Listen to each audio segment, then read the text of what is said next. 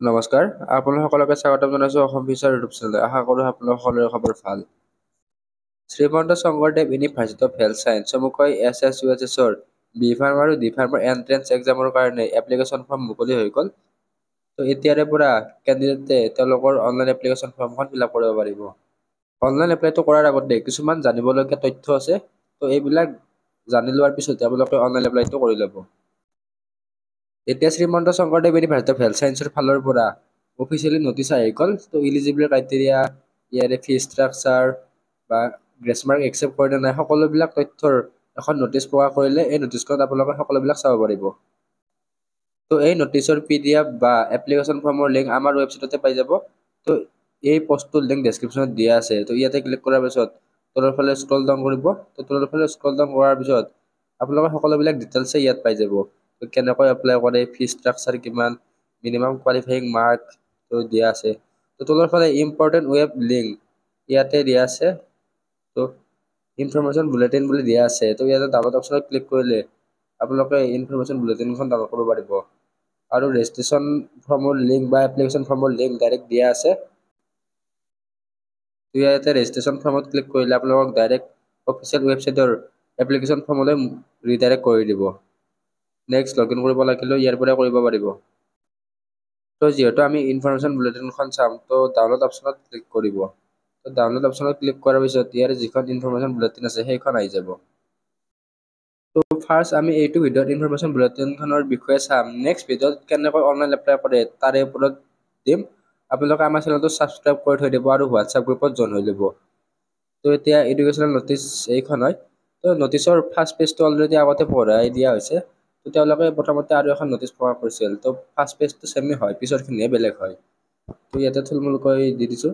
D pharm আৰু B ফাৰ্মৰ entrance এক্সামটো 8 জুন তাৰিখে কণ্ডাক্ট হ'ব। তো 8 জুন তাৰিখে Srimanta Sankaradeva university of health ছায়েন্সে ডি ফাৰ্ম আৰু বি ফাৰ্মৰ এণ্ট্ৰেন্স এক্সামটো পাতিব। তো আপোনালোকে only B pharm, only D pharm বা বোথ বি এণ্ড ডি ফাৰ্মত এপ্লাই কৰিব পাৰিব। তো গোটেইকেইটাৰ কাৰণে এণ্ট্ৰেন্স এক্সাম এটাই হ'ব। কেৱল এপ্লিকেশ্যন ফৰ্মখন ফিল আপ কৰোঁতে ফিজটো বেলেগ বেলেগকৈ দিব লাগিব। তো যদি আপোনালোকে অনলি বি ফাৰ্মৰ কাৰণে এপ্লাই কৰে বেলেগ ফিজ হ'ব, অনলি ডি ফাৰ্মৰ কাৰণে এপ্লাই কৰিলে বেলেগ ফিজ হ'ব, আৰু যদি বোথ বেচেলাৰ এণ্ড ডিপ্ল'মাৰ কাৰণে এপ্লাই কৰে তেতিয়াহ'লে ফিজটো বেলেগ হ'ব। তো ফিজ ষ্ট্ৰাকচাৰৰ কথা এই ভিডিঅ'ত জনাম। তো ইয়াৰে এপ্লিকেশ্যন ফৰ্মটোৰ লাষ্ট ডেট হৈছে 23 মে 2025 আৰু ইয়াৰ এডমিট কাৰ্ডটো মুকলি হ'ব 21 মে তাৰিখে। এক্সাম চেণ্টাৰ গুৱাহাটী, ডিব্ৰুগড়, শিলচৰ, যোৰহাট, বৰপেটা, তেজপুৰ, ডিফু, নগাঁও, নলবাৰী, লখিমপুৰ, ধুবুৰী আৰু কোকৰাঝাৰ এইকেইটা এক্সাম চেণ্টাৰ। তো নেক্সট ইয়াতে কিছুমান আৰু ইনফৰমেশ্যন আছে, এই ইনফৰমেশ্যনখিনি চাবলগীয়া। তো ইয়াৰে এণ্ট্ৰেন্স এক্সামটো 8 জুন তাৰিখে কণ্ডাক্ট হ'ব। 11টা বজাৰ পৰা 1টা বজালৈকে ইয়াৰে এণ্ট্ৰেন্স এক্সামটো হ'ব। আৰু there shall be one paper consisting of 100 objective type MCQ question. তো ইয়াৰে পেপাৰখন 100টা MCQ, পেপাৰখন 100টা MCQ আহিব। তো ইংলিছ, ফিজিক্স, কেমেষ্ট্ৰি, বায়'লজি আৰু মেথামেটিক্স। তো আপোনালোকে PCB আৰু PCM দুয়োটাৰ যিকোনো এটাৰ পৰা হ'লেও আপোনালোকে এপ্লাই কৰিব পাৰিব। তো next questions will be of higher secondary 10+2 science standard. তো কুৱেশ্যনবিলাক ক্লাছ 11 আৰু 12 দুয়োটাৰ পৰা আহিব। তো চিলেবাছৰ ভিডিঅ' আমি অতি শীঘ্ৰে দি দিম।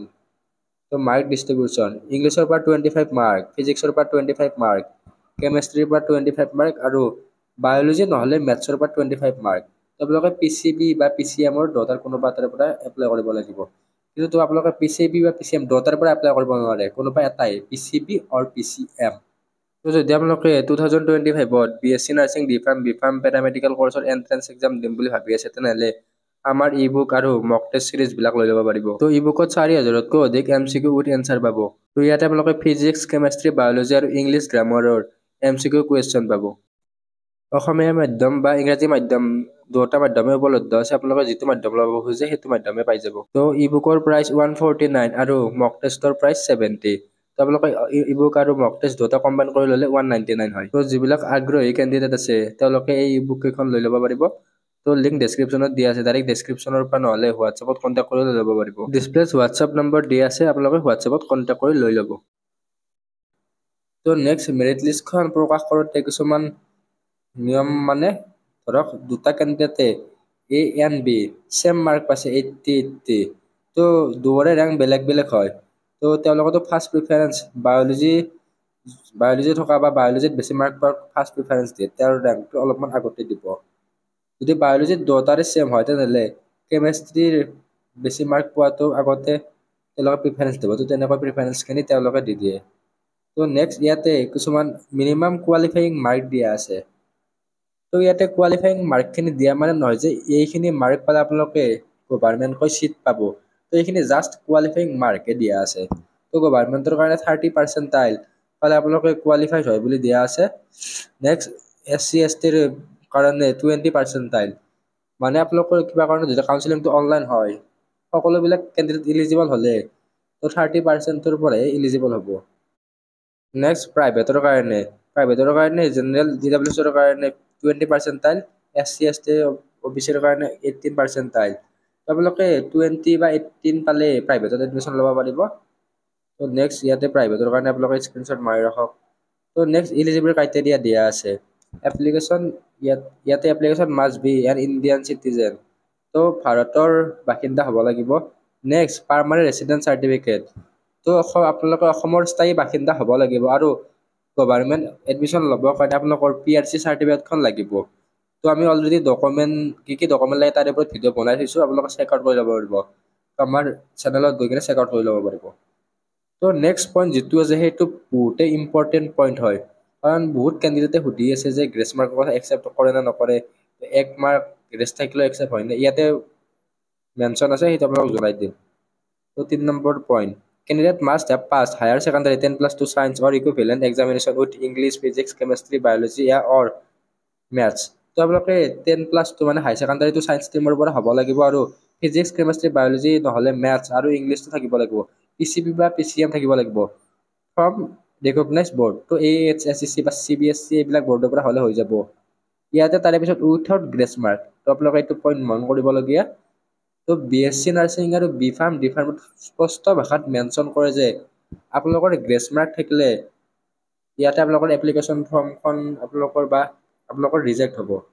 তো আপোনালোকে অনলাইন এপ্লাইটো কৰিব পাৰিব ঠিকেই, এণ্ট্ৰেন্স এক্সামটো দিব পাৰিব, কিন্তু যেতিয়া কাউন্সিলিং বা ডকুমেণ্ট ভেৰিফিকেশ্যন হয়, যেতিয়া তেওঁলোকে গ্ৰেছ মাৰ্ক দেখিব তেওঁলোকক ৰিজেক্ট কৰি দিব।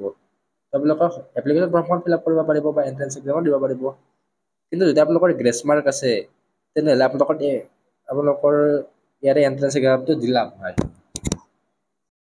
তো আপোনালোকক ভাল ছাজেশ্যন, গ্ৰেছ মাৰ্ক থাকিলে আপোনালোকে ইয়াৰে এপ্লিকেশ্যন ফৰ্মখন ফিল আপ কৰি কিনে পইচাটো নষ্ট নকৰিব। তো এনেকুৱা কৰ্চ আছে মেডিকেলৰ যিবিলাকে গ্ৰেছ মাৰ্ক একচেপ্ট কৰে, তো তাৰ ভিডিঅ' বনাম বাৰু। আৰু গ্ৰেছ মাৰ্ক কেনেকুৱা গ্ৰেছ মাৰ্ক বা এইবিলাকৰ বেটাৰমেণ্ট একচেপ্ট কৰে নে নকৰে ইয়াৰে ভিডিঅ' অতি শীঘ্ৰে আহিব, তো আপোনালোকে এই চেনেলটো ছাবস্ক্ৰাইব কৰি থৈ দিব। নেক্সট আৰু এটা পইণ্ট মেনশ্যন আছে ইয়াতে, however the students passing 10+2 qualification from non-formal and non-classroom based schooling such as National Institute of Open Schooling, Open School System of each state, etc. shall not be eligible for admission to B-Pharm course। তো open স্কুলিঙৰ পৰা যিসকলে pass out হৈছে তেওঁলোকে B-Pharমৰ কাৰণে eligible নহয়। তো ডিপ্ল'মাৰ কাৰণে eligible হ'ব, কিন্তু বেচেলাৰৰ কাৰণে ইলিজিবল নহয়। তো বহুতে মোক গ্ৰেছ মাৰ্কৰ কথা সুধিছিলে, তো আপোনালোকে ইয়াতে স্পষ্ট ভাষাত মেনশ্যন আছে গ্ৰেছ মাৰ্কৰ কথা। তো 4 নম্বৰ পইণ্টটো হৈছে আপোনালোকৰ মিনিমাম 17 বছৰ হ'ব লাগিব আৰু মেক্সিমাম ইয়াতে কোনো ধৰণৰ এজ লিমিট নাই। তো নেক্সট ৰিজাৰ্ভেশ্যনখিনি গভাৰ্ণমেণ্ট ৰিজাৰ্ভেশ্যন হিচাপত আছে। তো OBCৰ 27%, তাৰপিছত EWSৰ কাৰণে 10%, এনেকৈ ৰিজাৰ্ভেশ্যনবিলাক আছে। তো নেক্সট নটিছখনত এপ্লিকেশ্যন ফৰ্ম ফিজৰ কথা মেনশ্যন নাই। তো আমি এপ্লিকেশ্যন ফৰ্ম কিমান হয় সেইটো আপোনালোকক জনাই দিছোঁ। তো আমাৰ এই পোষ্টটোত সকলোবিলাক ডিটেইলছ পাই যাব। তো ষ্টেপ বাই ষ্টেপ ইজি ৱেত আপোনালোকক বুজোৱা আছে, এক্সাম পেটাৰ্ণ কি হয়, চিলেবাছ কি হয়। নেক্সট ইয়াতে আপোনালোকে চাব পাৰে কেনেকৈ অনলাইন এপ্লাই কৰিব, এপ্লিকেশ্যন ফিজ। তো এপ্লিকেশ্যন ফিজটো হৈছে আনৰিজাৰ্ভৰ কাৰণে B-Pharmত এপ্লাই কৰিলে 1500 টকা, অনলি D-Pharmত এপ্লাই কৰিলে 700। বোথ কোৰ্চ B-Pharm আৰু D-Pharmত আনৰিজাৰ্ভে এপ্লাই কৰিলে 2000 টকা হয়। Next SC ST EWS OBC NCL MOBCৰ কাৰণে যদি আপোনালোকে কেৱল B-Pharমৰ কাৰণে এপ্লাই কৰে 1200 টকা হ'ব, D-Pharমৰ কাৰণে এপ্লাই কৰিলে 550 টকা, আৰু বোথ B and D-Pharmত এপ্লাই কৰিলে 1600। তো মই এতিয়া আপোনালোকক ছাজেষ্ট কৰিম যে আপোনালোকে যদি ফ্ৰেছলি হাই ছেকেণ্ডাৰী পাছ কৰিছে তেনেহ'লে আপোনালোকে both course B pharm and D ফাৰ্মত এপ্লাই কৰিব। কাৰণ বি ফাৰ্মতো গভৰ্ণমেণ্টকৈ চিট কম আছে, তো বি ফাৰ্মৰ চিট কেপাচিটি ভিডিঅ' আছে, সেইবিলাক আপোনালোকে চাই ল'ব। সেইবিলাক ইয়াতে আৰু কৈ নিদিওঁ। তো যদি আপোনালোক মেডিকেলত চিট লাগে বুলি ভাবে তেনেহ'লে বি ফাৰ্মৰ কাৰণে বা ডি ফাৰ্ম দুটা অপশ্যনে আপোনালোকে চিলেক্ট কৰি এপ্লাই কৰিব। কাৰণ দুটাৰ কাৰণে একেটাই এণ্ট্ৰেন্স এক্সাম হয়, কেৱল ডিফাৰেঞ্চ থাকে এপ্লিকেশ্যন ফৰ্মখন ফিল আপ কৰোঁতে। তো এইকাৰণে বোথ অপশ্যন আপোনালোকে ক্লিক কৰি ফিল আপ কৰিব। তো ইয়াতে ডিটেইলছবিলাক দিয়াই আছে, কাউন্সিলিঙৰ কি কি ডকুমেণ্ট লাগে আপোনালোকে চেক আউট কৰি ল'ব পাৰিব, হেল্পলাইন নং দিয়া আছে। নেক্সট অনলাইন এপ্লিকেশ্যন ফৰ্ম কেনেকৈ ফিল আপ কৰে তাৰ ভিডিঅ' দি দিম বাৰু। তো ইয়াতে এপ্লিকেশ্যন ৰেজিষ্ট্ৰেশ্যন অপশ্যনত ক্লিক কৰিলে ডাইৰেক্ট ৱেবছাইটলৈ ৰিডাইৰেক্ট কৰিব। তো ইয়াতে কি কি ফিল আপ কৰিব লাগে, কি কি মিষ্টেক আপোনালোকে কৰিব নালাগে সকলোবিলাক জনাম। তো আপোনালোকে আমাৰ চেনেলটো ছাবস্ক্ৰাইব কৰি থৈ দিব আৰু হোৱাটছএপ গ্ৰুপত জইন হৈ ল'ব। ধন্যবাদ।